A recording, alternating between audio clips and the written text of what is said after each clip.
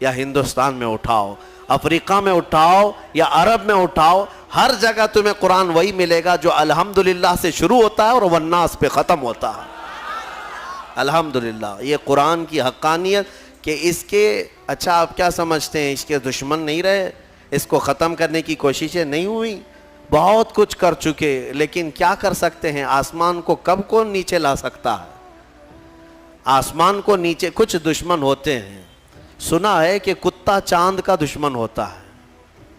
हाँ, हमने सुना है, पता नहीं क्यों दुश्मनी करता है, क्योंकि 14वीं रात को चांद को देखकर वो भौंकने लग जाता है, चांद की तरफ देख कर के भौंकता है, और शायद सोचता भी होगा किसी तरह इसको नीचे गिरा दूं भौंक भौंक करके, लेकिन उसके बस में नहीं है, उसकी ताकत में नहीं है।